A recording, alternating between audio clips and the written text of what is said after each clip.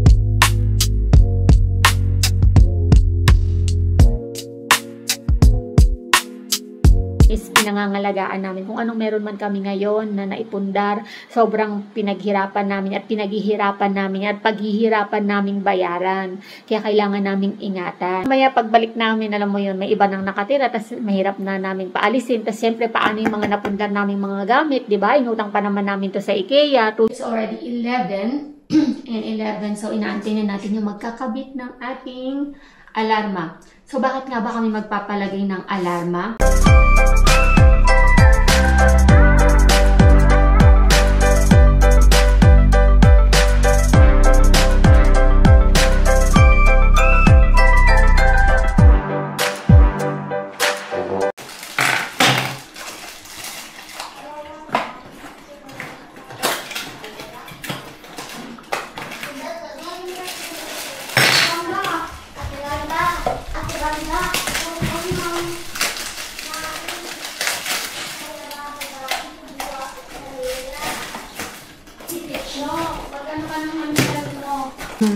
¿Cuál es tu nombre? Vanessa. Vanessa. Déjame acomodar. Mira, esto es el teclado. Vale. Esto es lo que va en la puerta. Esto, ¿no? Sí. Vale. Estos son tus 3 cámaras, tus 3 fotodetectores. ¿Ok? Esta es la central. Esta, vamos a ver si hay internet allá, la ponemos allá. De central, ¿no? Sí. Bueno, el apagón es otra clase de cosas, pero si tienes un corte de luz, la pila, tiene una pila que te da 12 a 40 a 24 horas. Ah, ok. ¿Ok? Y esto es una pila para el router, para el internet. Vale. ¿Okay? Y esta es la cámara de video. Y estas son tus llaves. 4. 4 llaves. ¿Ok? Hay que descargar la aplicación.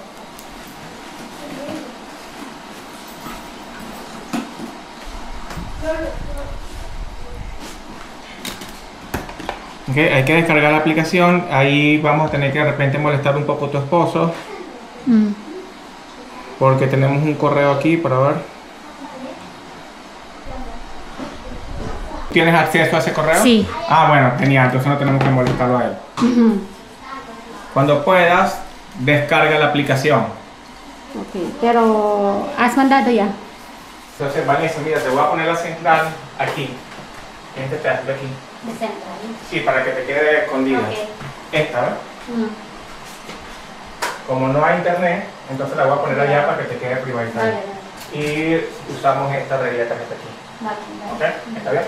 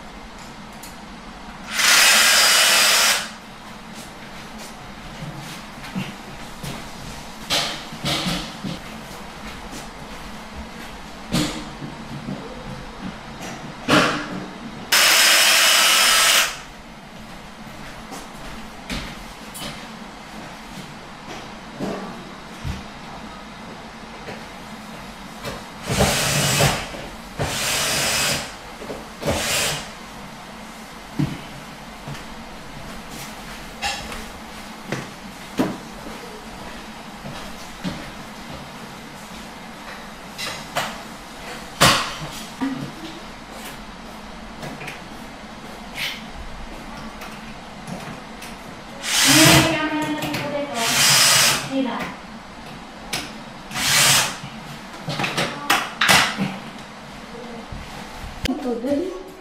Wala, nasaan na? Ayan, oh. Guys, meron na kami maraming camera. Dek! Kasi, Ayan na. Dito yan sa may pasilyo. yun. Yun. Ayan. Saan yung isa? Asan? Ayun. Ayun. Uno. Sa kwarto nyo. Ha? Sa kwarto nyo. Meron. No, ano yun? Tawag din yung parang pinaka lalagay lang sa ano. Ito isa.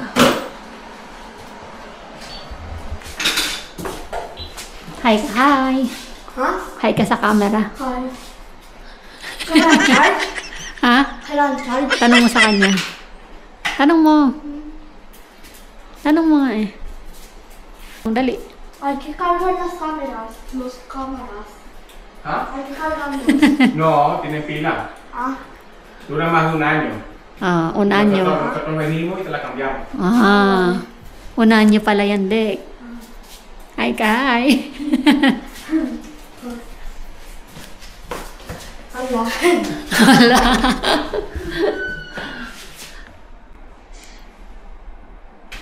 Nakita mo na ba? Ayan o.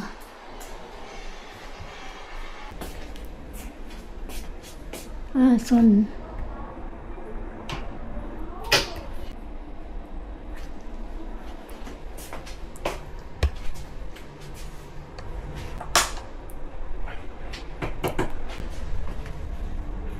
Alarma din siya. A few moments later. Ngayon nga po ay nakabit na yung ating yung ating alarma. So ipapakita ko sa inyo isa-isa yung mga kinabit na mga aparato. So ito nga yun guys, yung ating Movistar Prosegur Alarmas. So ano nga ba tong alarma na to? So ayun guys, papaliwanag ko sa inyo na itong alarma na to ay ayan, connected dito yung mga polisiya. Bakit nga ba kami nagpalagay? So, ayan guys, storytelling. So, kasi dito guys sa Espanya, uso yung mga okupas, kung tawagin. Okupas. So, yung mga nag-occupy ng mga bahay na wala silang mga tirahan. So, halimbawa, kasi diba guys, maalam nyo naman, kami as a family, mahilig kaming mag-vacation, mag-travel, and ayun nga, ang goal kasi namin ngayon, kada 2 years talaga, ay makauwi ng Pilipinas. Ayan. So, ohala, ayan, in God's willing, na sana every 2 years makauwi kami ng Pilipinas. So, kasi nga, ayan guys, ang kinakatakot lang namin, kasi merong isa sa mga, nabalitaan lang namin, isa sa mga bahay ng mga, ng EMBS, hindi siya dito pero sa ibang part ng, ibang zona siya. Kasi, umalis daw yata, ewan ko kung umalis, nagbakasyon, tapos pagbalik nila, may okupas na nakatira dun sa bahay nila. So, nahirapan silang paalisin kahit dumaan na sa husgado, ganyan. Kasi ganun dito guys, napakahirap ng paalisin ng mga okupas kahit mga pulis, wala silang magagawa. At kahit, pwede mong idaan sa husgado pero matagal na proseso. So, kaya karamihan ng mga nakatira dito, like yung mga nagmamay-ari na talaga ng bahay, yung sila na talaga yung mga owner ng bahay, karamihan ng mga ganun guys karamihan ng mga owner ng bahay dito nagpapalagay talaga para sa seguridad ng bahay. So yun na nga, and then naisip ko rin kasi nga magpapasukan na, so syempre sa pasukan lagi kaming wala dito, like si Ate Ganda, kung ang pasok niya is alas 8 ng umaga. And then, syempre mga bata, 9 or 10 ang pasok nila. Tapos yung asawa ko pang umaga din siya. So kami, sabay-sabay na kaming halos aalis. And then, mga hapon na kami darat. Ako kasi ang trabaho ko, yung practicas ko. So nagpa-practicas po ako ngayon hanggang gabi. Hapon siya hanggang gabi, tapos yung mampasok naman ng mga bata, umaga hanggang hapon. So, yung asawa ko right after niya magtrabaho, doon pa lang niya pipick upin yung mga bata. And then sa Ate Ganda rin, hapon din siya darating. So, yeah, laging mawawalan ng tao dito sa bahay. Kasi nga guys, etong bahay namin, malayo siya sa mga kamag-anak o mga kakilala o mga kaibigan namin. Kasi yung biyenan ko, yung kapatid din ng asawa ko, malayo din sila. And then yung mga pinsan din ng asawa ko, malalayo din sila. Just in case, kung sakali man halimbawa, yung mga bata din, sila lang yung nandito, tapos si Ate Ganda lang yung kasama nila. Pwede na guys, na si Ganda yung kasama nila kasi 17 years old niya na. Pero before, 16 years old, bawal pa. Pwede akong mademanda nun, pwede kaming mademanda. Pero since 17 na siya, kaya lang syempre, ayun, kahit naman 17 na si Ganda, hindi naman namin pwedeng ibigay sa kanya responsibilidad para anin yung mga kapatid niya. So, yun na nga guys, kasi kapag busy na kami sa trabaho, alimbawa, yung asawa ko, tas ako, diba, magtatrabaho na rin ako pagkatapos ng practicas ko, babalik na ako sa pagtatrabaho, either magturo ako or magtrabaho ako, ayan, sa kung ano man yung bagong career na pinupush ko ngayon. So, saka ko na lang yung sasabihin sa inyo kung ano man yan. Ayan, so, ay na nga, syempre, dahil nga malayo kami sa mga kamag-anak, kaibigan, o mga relatives, yung bahay namin na to, kailangan namin syempre protektahan at siguraduhin na ano tong bahay, na protektado din naman siya. Syempre, kagaya nga ng sabi ko sa inyo, sa ibang videos ko, ibablog ko sa inyo kung bakit pumunta dito yung EMBS at kung ano yung mga good news na sinabi nila sa amin. Ayan. So, pinost ko yun sa Facebook ko na may good news sa amin ng EMBS regarding dito sa bahay. So, ayun na nga guys. Kaya naman, syempre, isa din ito sa dahilan kung bakit kami na nagpalagay na ng alarma kasi itong bahay na to is talagang alam mo yon, hindi lang siya pang matagalan, pwede rin for lifetime. Kaya i-explain ko yan sa inyo guys, yung sinabi sa amin ng EMBS. Pero eto kasing content na to ngayon, yung ina-explain ko is about sa alarmas, kung bakit kami nagpalagay. So ina nga guys, kasi nga maraming okupas. And then syempre, hindi namin kilala yung mga kapitbahay namin o kung sino man yung mga nakapalibot sa amin dito sa building. Kahit nasabihin na natin may security guard or merong portero dito sa bahay namin, what if kung magbakasyon kami like 1 week or 3 days, kahit 3 days lang, and then kung sa Pilipinas naman 1 month. So, 'di ba? Wala kaming kasiguraduhan. At syempre nga, sabi ko nga sa inyo, malalayo yung mga bahay ng mga relatives at mga kamag-anak namin or kaibigan namin. Kaya kailangan din namin talaga na makasiguro na protektado ang bahay na to. Kaya nag-decide na kami. So, magkano nga ba itong na to? Itong alarma na to. So, guys, ayan, 40 algo siya. So, 44.40 al mes. Ayan.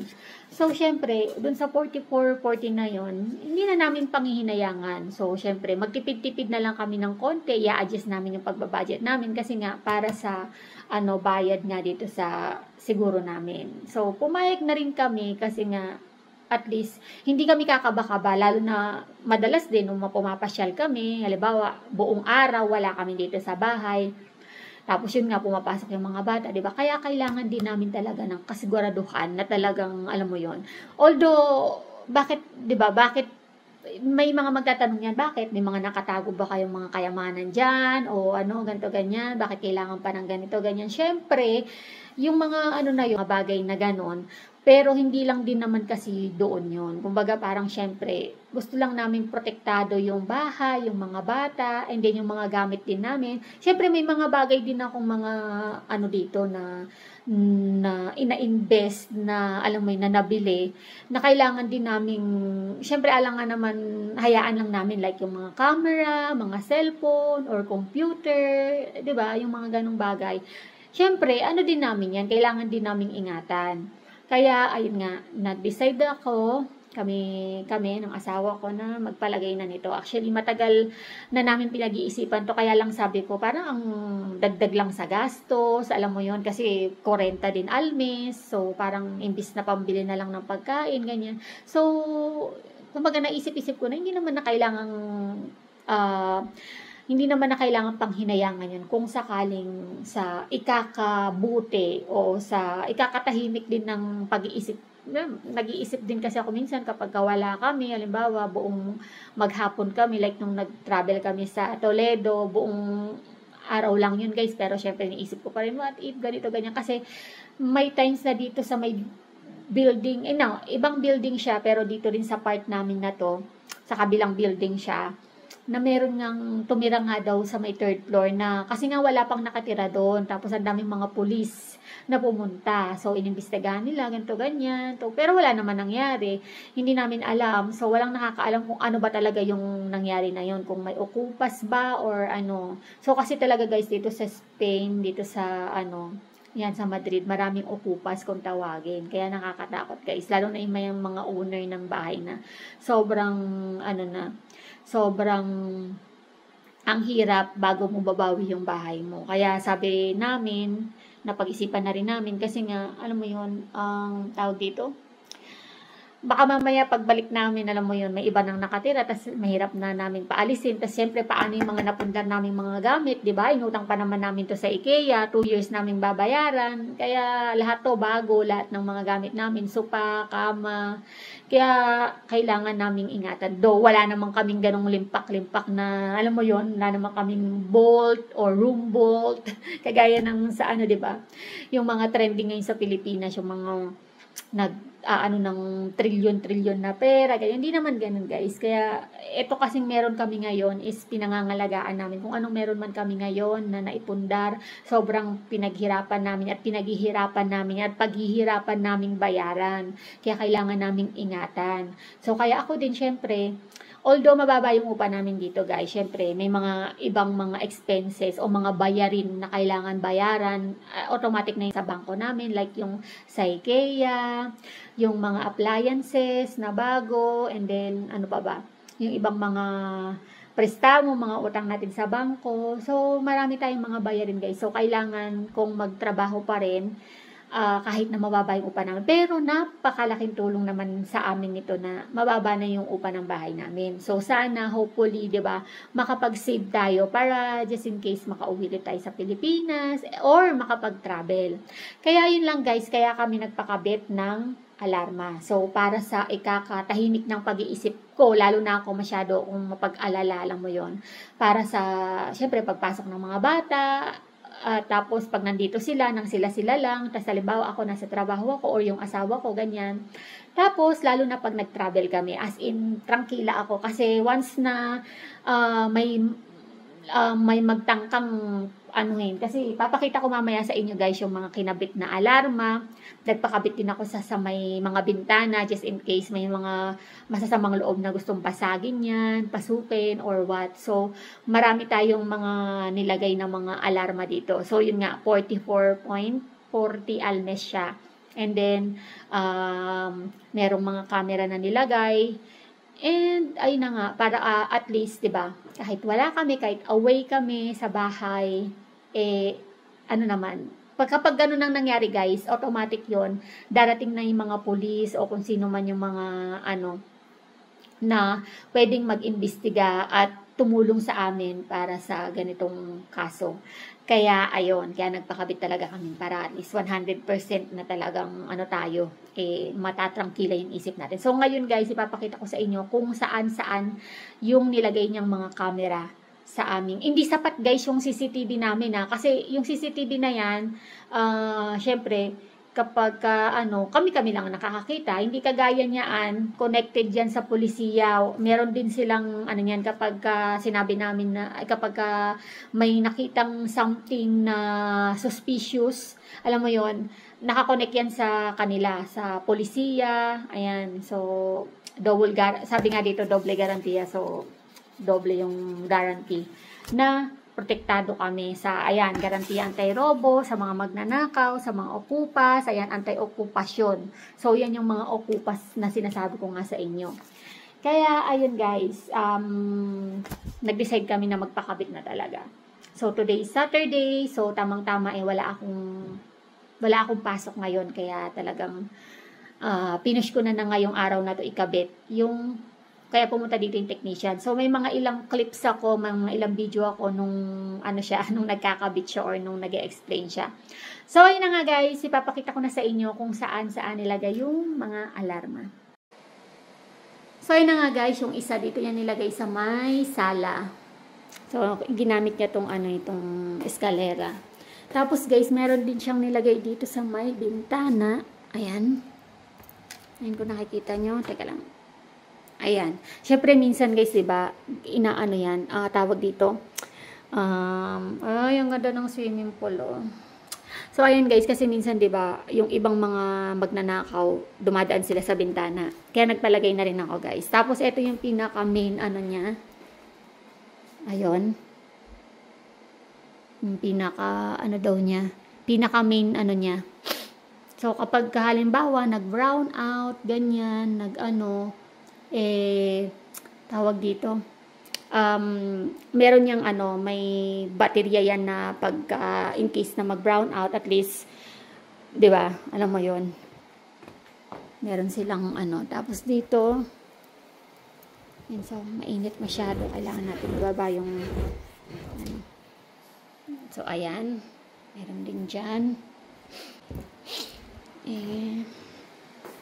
So nilagay niya yung ano guys dito hindi ko alam kung makikita ko siya, pero yung pinaka ano, mamaya i-video natin siya dun sa labas, yung nakalagay na ano kami, kasi dito ito na yung pinaka ano.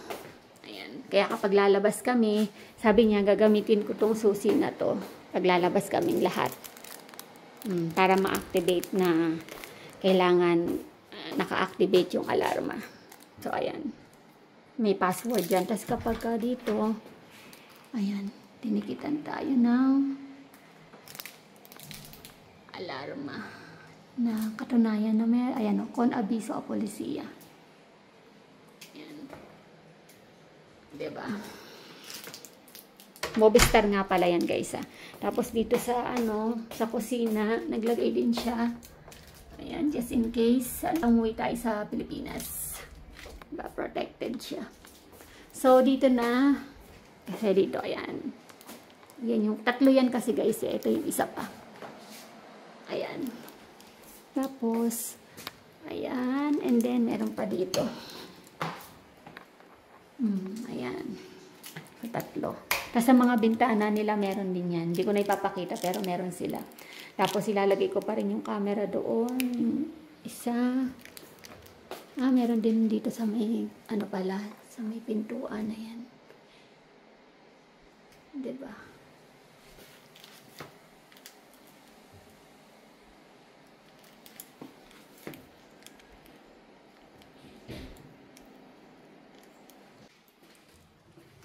Ayan.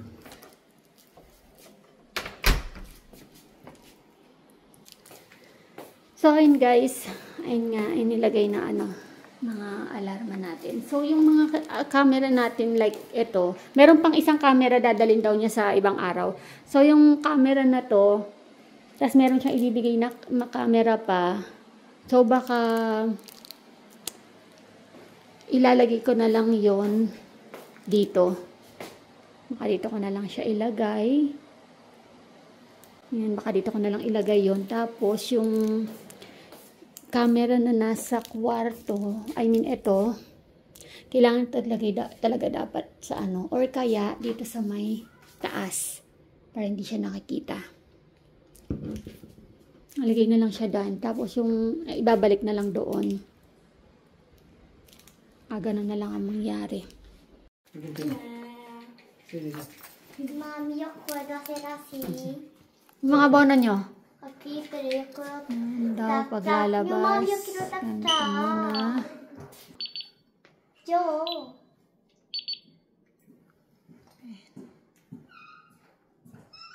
Oh, mami, yo quiero tactar. Venga, labas. Labas na kayo. Yun na yun, nakaano na yun. 30 seconds bago lumabas. Si. Maximum na. Ako lang susunod. Walang susunod. Makita natin yung sticker. Dame mi boy. Makita natin yung sticker. Saan na? Ayun o, laki. Asan? Ayun. Atin ba yan? Ayun yung ano sticker o. Ayaw, tama. Tama natin natin. Speaker?